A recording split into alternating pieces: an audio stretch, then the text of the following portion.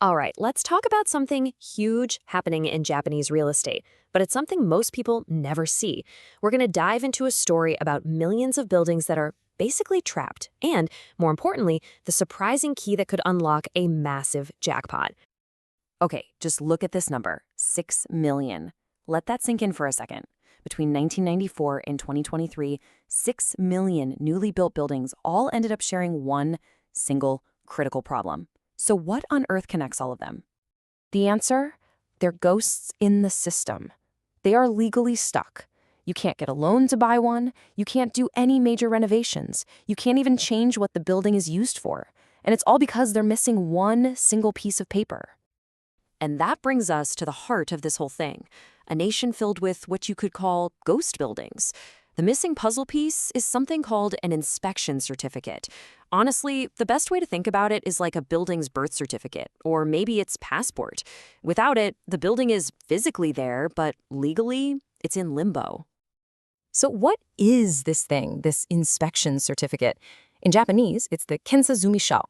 It's the official stamp of approval that says, yep, this building was built exactly according to the plans and follows all the rules. It's the final sign-off. If you don't have it, then in the eyes of the law, your building is technically not even finished. So how did this get so out of hand? Well, you've got to rewind the clock about 30 years. Back then, getting this certificate, it wasn't a huge deal. Only about a third of buildings even bothered with it, mostly because banks didn't care. They'd still give you a loan. But as time went on, rules got tighter, compliance became a much bigger deal, and banks just stopped lending on these properties. All of a sudden, this piece of paper became everything, leaving millions of older buildings totally stranded. And that legacy? Oh, it has a very real and very high cost today. This isn't just some old paperwork issue. It's a trap that affects everyone, from owners and buyers to big-time developers. Welcome to the transaction trap. If you're a buyer, it's brutally simple. No certificate, no bank loan, period. You have to show up with a briefcase full of cash. And if you're a seller, your pool of potential buyers just shrinks to almost zero. You're stuck waiting for a cash-rich investor, which means good luck with negotiations and get ready for a long, long wait. And it gets worse. Even if you own one of these properties, your hands are completely tied. You can't build an extension, you can't do any big remodeling projects. Thinking of converting that old office building into cool apartments or boutique hotel? Forget about it. You can't even get a permit for smaller stuff like a daycare or an Airbnb. You are just stuck. You know, for the big players, the big real estate funds, the developers who buy and flip properties, this quote says it all. For them, a building without this certificate doesn't even get a first look. It's not even a candidate. It might as well be invisible. Okay, so it sounds pretty bleak, right?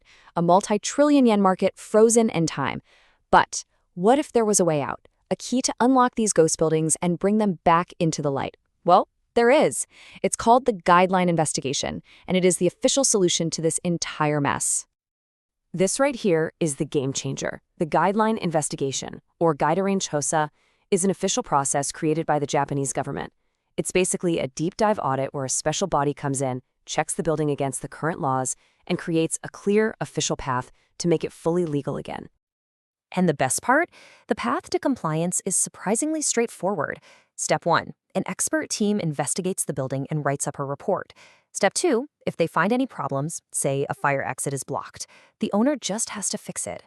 Once everything is corrected, boom, the building is deemed compliant. Suddenly, banks are willing to lend, and all those renovation plans are back on the table. Okay, now this is where it gets really exciting, because this whole process isn't just about fixing a problem. It's about unlocking a sophisticated and seriously lucrative investment strategy. It's about finding a hidden market that's been hiding in plain sight for decades. And this whole opportunity exists because of one single critical rule change in how Japan regulates the size of buildings. This is the secret ingredient, the thing that turns these problem properties into potential gold mines. So check this out. Before 1970, the rule was simple. Your building could only be so tall, say 31 meters, and that was it. But after 1970, the rule changed completely to something called floor area ratio. Now the total size of your building is based on the size of the land it sits on. And that little shift in the rules, well, it changes everything. Here's the wild dilemma this creates. Imagine you own a 10-story building from the 60s. If you renovate it, you get to keep all 10 of those floors. But if you tear it down and rebuild today, the new rules might mean you can only build a 6-story building on that exact same plot of land. You would literally lose 4 floors of value overnight. I mean, just look at the numbers. In this scenario, rebuilding means losing 40% of your rentable floor area. 40%. All of a sudden, renovating that old building isn't just a nice idea. It's a massive financial incentive. It's the smartest move you can make. And this is where it all clicks into place. The most valuable old buildings are the ones you want to renovate, not rebuild. But you can't do major renovations without that pesky inspection certificate. The Guideline Investigation is the one and only strategic key that solves this entire puzzle. It makes the building legal so you can unlock its full, original, and much larger value. So you're probably thinking, okay, I get it. This is a huge opportunity. So where are these jackpot properties hiding? Well, the key is knowing exactly where to look. Here's the trick. You want to look in areas that used to be the main city centers, places that boomed before that 1970 rule change. We're talking about historic business districts like Nihonbashi in Tokyo or Shinsaibashi in Osaka. Think about places like Hakata or Tenjin in Fukuoka. These neighborhoods are packed with those older, taller buildings that are just prime for this kind of value-add play. So if there's one thing to take away from all this, it's that the Guideline Investigation is so much more than just a bureaucratic fix. For a savvy investor, it's a strategic key.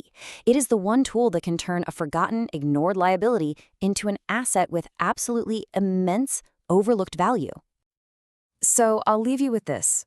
The next time you're walking through an older part of a Japanese city and you see one of those neglected, forgotten-looking buildings, what are you going to see? A liability that should just be torn down? Or, now that you know the secret, will you see a potential real estate jackpot just sitting there waiting to be unlocked?